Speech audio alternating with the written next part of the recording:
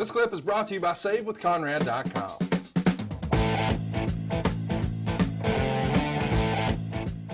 Before Raw begins on the 17th of December here, there's a dark match between Perry Saturn and Brian Gamble that's covered in the Observer. Here's why it's covered. They're in the ring having a match, and all of a sudden Gamble stopped selling, and in the ring kept saying it was his hometown and he had to win the match. He wouldn't go off of his feet and twice double-crossed Saturn on spots and kicked him in the head. Saturn's eye was bleeding, and Saturn took him down to calm him down. Saturn had to muscle him into his finisher, where Gamble at first wasn't cooperative, and then Gamble wouldn't tap. Finally, Gamble couldn't get out and tapped. Backstage, a lot of people recognized something was wrong. Vince was said to be furious. Gerald Briscoe asked Gamble what happened, and Gamble said he had family and all his friends there and he couldn't get beat. Vince thought he was nuts and wanted him out of the place. Saturn made mention of the match with Mike Bell and told Gamble to look up what happened to him and told him that he's lucky that happened first. Gamble then responded that Saturn was the one who was lucky because he would have sent him to the emergency room. And then Earl Hebner finally got Gamble thrown out of the building. What the holy hell is this? Do you remember this nonsense? Very vaguely. And it's kind of one of those silly things where, good God, folks, hey, a newsflash. We're an entertainment company. What you do out there, this isn't real. And if your family doesn't understand, then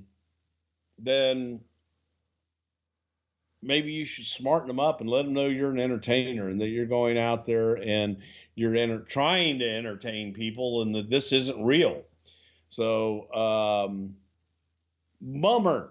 And don't you think that would have been something that he should have brought up long before he got out into the ring? I think so. Lance Storm gets a win over The Rock on... Yeah, I think anybody with logic or sense would think so. Yeah. Lance would get a win over The Rock on Raw by countout when Test is interfering, trying to earn his job. And I'm curious, in hindsight, do you think Vince was trying to get a program going with Test and Rock here? It felt like Test was a favorite of Vince's, and he tried a few times to see what he could get out of it. And ultimately it kind of was what it was.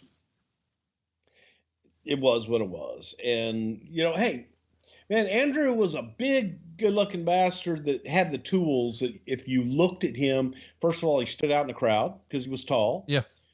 And had a good, decent look about him. So there were many attempts that we tried and that you would think that Test could have stood out. And I don't know necessarily that the Test was going to go any further than he did. That just is the case sometimes. You reach a plateau and you plateau. Everybody listening to this knows that Edge and William Regal are two of the best wrestlers ever. I mean, just really tremendous performers. But for whatever reason, it never felt like their matches clicked like I thought they would, just when you see their names on paper. Why do you think that is? Again, it's different styles and being able to work to different styles. And people talk about, they didn't have any chemistry or anything like that because it's fluid or all this shit. I love the quirkiness of Regal's work and mixed up with Edge, and it did look different. It's different. Yeah, good. I agree. Hey, it's Conrad Thompson. Thanks for checking out the podcast here on YouTube. Be sure to hit the subscribe button and the notifications bell so you get a notice anytime we upload some new content. And go save yourself some money right now. If you're in a 30-year loan or you have credit card debt, it's not a matter of if I can save you money. It's a matter of how much. Find out right now for free at SaveWithConrad.com.